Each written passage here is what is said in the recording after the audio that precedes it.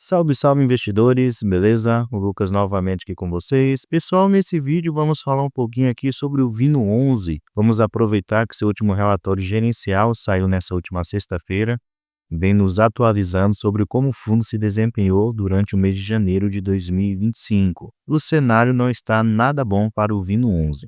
Já faz um tempinho aqui que eu falo para poder tomar cuidado com esse fundo imobiliário, é só ladeira abaixo. Infelizmente, tem pessoas que continuam investindo aí no Vino 11. Mas aquela questão, né? Cada um faz o que quiser com o seu dinheiro.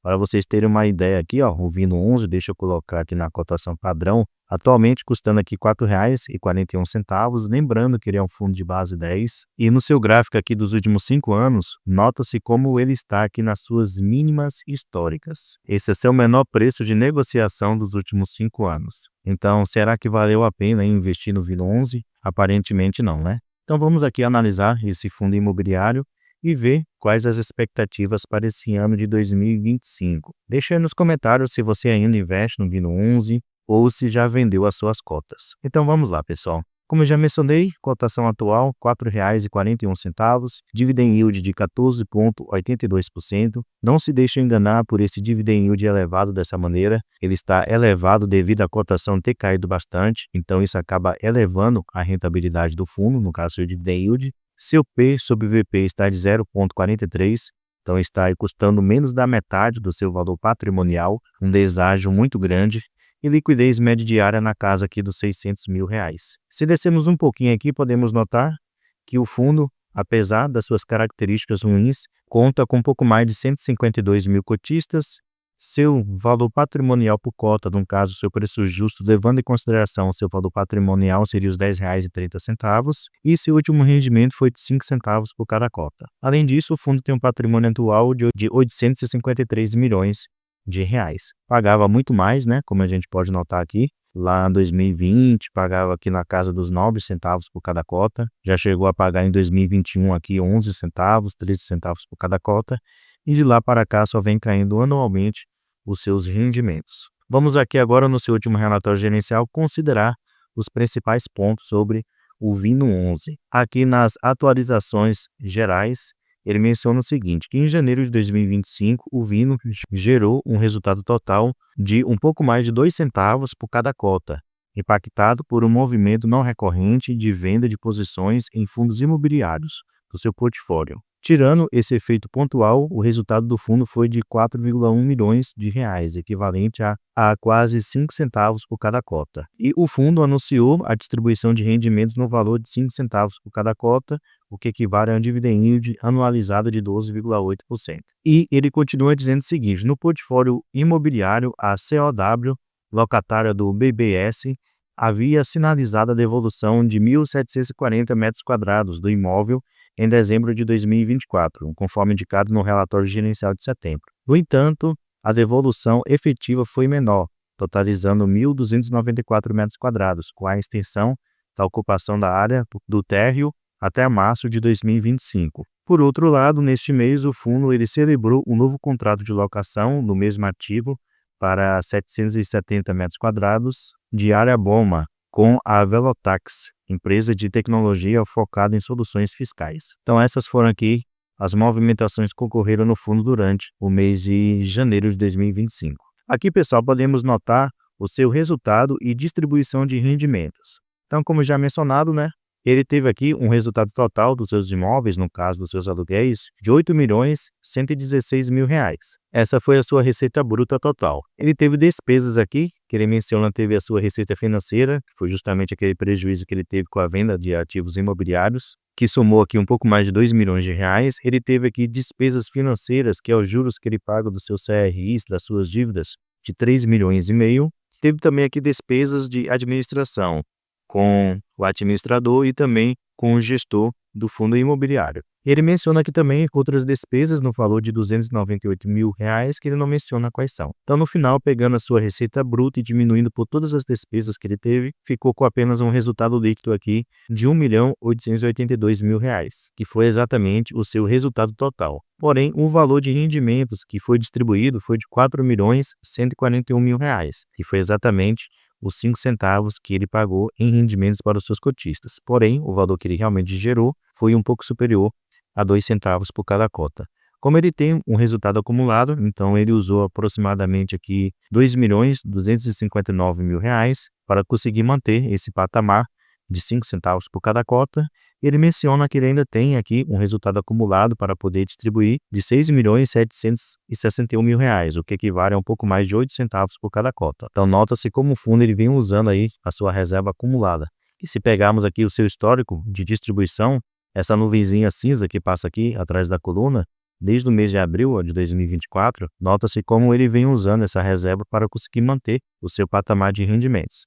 Então, se não houvesse essa reserva aí, que foi justamente de uma venda que ele fez de um ativo, o fundo estaria pagando rendimentos bem menores do que os atuais. Com respeito às estimativas de rendimentos, ele menciona o seguinte aqui, que conforme anunciado em dezembro de 2024, o rendimento médio mensal estimado a ser distribuído pelo fundo até março de 2025 está projetado entre R$ 4,5 centavos e R$ 5,5 centavos. E como já observamos, ele vem pagando aí 5 centavos. Ele menciona também que a partir do mês de abril de 2025, com o recebimento da parcela de 14 centavos por cota, referente à venda do ativo BM336, a estimativa de rendimentos será ajustada, podendo chegar até R$ 7,5 centavos por cada cota, para o período de abril até junho de 2025. Então, ele vai distribuir para os seus cotistas uma parcela desse valor que ele vai receber aí da venda desse ativo BM336. E ele continua mencionando que já no período de julho até dezembro de 2025, as distribuições devem retomar ao patamar atual, com rendimentos projetados entre R$ 4,5 centavos e R$ 5,5 centavos. Então essa elevação de rendimentos é temporária e não definitiva. Ele menciona aqui também que no próximo ano, em abril de 2026, ele vai receber desse ativo que ele vendeu, o BM336, a última parcela, que está estimada aí em 19 centavos por cada cota. Então, o que está sustentando o fundo é exatamente essas parcelas que ele está recebendo desse ativo que ele vendeu, que é exatamente um dos ativos mais valiosos que o fundo ele tinha. E aqui no cronograma de distribuições vocês podem ver, né, como é que ficou. Temporariamente ele vai subir seus rendimentos, porém logo após vai voltar ao patamar atual. Algumas pessoas me fazem a seguinte pergunta: Lucas, por que eu vi no 11 está tão ruim dessa maneira, caindo bastante a sua cotação, caindo seus rendimentos? É por causa da alavancagem, pessoal. O fundo ele se alavancou bastante, comprando ativos aí que custavam muito caro, e isso acabou impactando negativamente o fundo. Como vocês podem notar aqui, o fundo atualmente tem uma dívida imobiliária de R$ 474 milhões. Então é uma dívida muito elevada para um fundo relativamente pequeno. E o que mais pesa aqui no fundo é exatamente esse CRI aqui, ó, dessa rede de televisão, onde somente nesse CRI ele tem uma dívida aqui de R$ 360 milhões. Se o fundo ele não tivesse adquirido esse imóvel, a situação dele estaria relativamente tranquila. O fundo não teria caído tanto assim a sua cotação, os seus rendimentos também.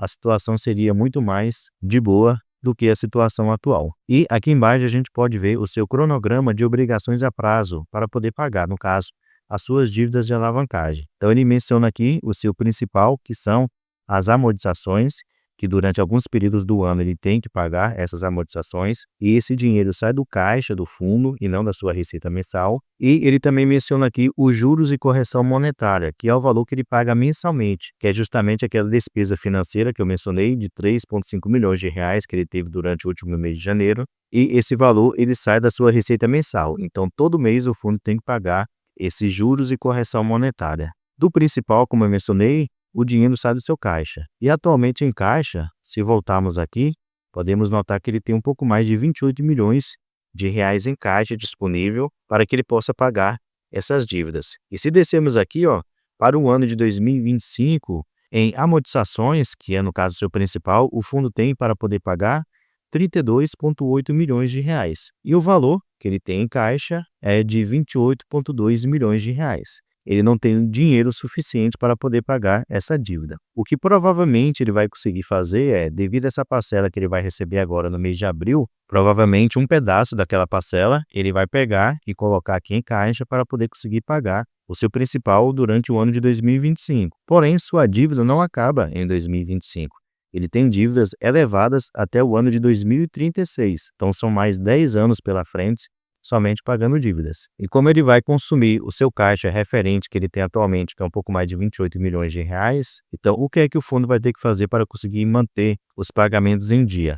Ele vai ter que vender novamente imóveis. Assim como ele vendeu lá no ano passado uma parcela do BM 336, justamente para poder gerar caixa e ele conseguir pagar suas dívidas, novamente ele vai ter que fazer isso. Vender ativos para poder gerar caixa e pagar suas dívidas. E isso é muito ruim para o fundo, pessoal, porque quando o fundo ele vende um ativo no lucro para poder distribuir aos seus cotistas com ganho de capital, ótimo, beleza. Mas quando o fundo ele tem que vender um ativo para poder gerar caixa, para poder pagar dívidas, isso que é ruim. Porque automaticamente ele está se desfazendo de alguns ativos que geram receita para ele e, consequentemente, isso terá um impacto negativo na receita mensal do fundo e, consequentemente, também nos rendimentos que o fundo ele distribui para os seus cotistas. Então, por isso que o Vino 11, eu acho um fundo aí que não é nada bom para você investir. Aqui também ele menciona sobre sua taxa de ocupação média. Atualmente, a taxa de ocupação média do Vino está aqui de 92%. Então, ele apresenta uma vacância aí de 8%. Já foi menor, porém aumentou um pouquinho, né? Com respeito à situação de calote, no momento, não tem nada. Todos os inquilinos têm pagado em dias aí os seus aluguéis. Atualmente, o fundo ele conta aqui com 10 imóveis, que totalizam uma área total de 83 mil metros quadrados. Aqui vocês podem ver quem são alguns dos seus inquilinos atualmente. Se descermos mais um pouquinho aqui, podemos notar que 73% dos seus contratos são contratos atípicos, que são aqueles contratos com uma duração maior. Podemos notar também o segmento de atuação dos seus inquilinos atuais. Se destaca aqui o setor de comunicação e mídia, que é justamente daquela rede de televisão, que é a sua principal inquilina atualmente. A localização dos seus imóveis estão aqui especialmente na cidade de São Paulo, 76% dos seus imóveis, e os outros 24% estão aqui na cidade do Rio de Janeiro. Descendo mais um pouquinho aqui, a gente pode ver que a duração média dos seus contratos é de aproximadamente 7 anos, e com respeito ao vencimento dos seus contratos, podemos notar que no ano de 2025, 19% dos seus contratos irão vencer, então vamos acompanhar para ver se o fundo consegue renovar esses contratos ou se os inquilinos atuais sairão dos imóveis atuais do Vino 11, porém a maioria dos seus contratos, 67%, vencerão a partir do ano de 2029 em diante. E se descermos mais um pouquinho aqui, podemos notar o seguinte, que o principal indexador que ele usa para poder fazer o reajuste anual dos seus aluguéis é o índice IPCA, em 85% dos seus contratos, e também podemos notar que no mês de fevereiro não haverá reajuste em nenhum dos seus inquilinos atuais. Então não haverá aí impacto positivo nesses próximos meses devido aos reajustes. E por último aqui a gente pode ver a localização de cada um dos imóveis que atualmente o fundo ele tem, e também ele mostra aqui a imagem e traz mais algumas informações. O ativo que ele tinha vendido com 49% foi exatamente esse daqui, o BM 336, que é um dos seus ativos mais valiosos que atualmente ele tem, e atualmente ele só está aqui com uma participação de 51%, antes era 100%. Como eu mencionei, ele vendeu aí 49% da sua posição desse imóvel. E se vocês forem passando aqui, vocês conseguem conhecer um pouquinho melhor sobre cada um dos 10 imóveis que o Vino 11 atualmente ele tem, beleza? Então, pessoal, essa é a situação atual do Vino 11, uma situação que tem aí ficado cada vez mais difícil. É um fundo que tem uma alavancagem muito grande. Temporariamente, a gestão tem conseguido pagar as suas dívidas, mas chegará num ponto realmente que não sei o que é que a gestão vai fazer para conseguir pagar as dívidas atuais que ele tem. Então, se você é investidor do Vino 11, cuidado, porque o cenário tem ficado cada vez mais difícil e a tendência é piorar cada vez mais. E se você estiver pensando em investir, pense melhor, pense bem, analise se compensa investir ou não no Vino 11, beleza? Pessoal, esse é o vídeo de hoje, espero que tenha ajudado vocês de alguma maneira e até a próxima.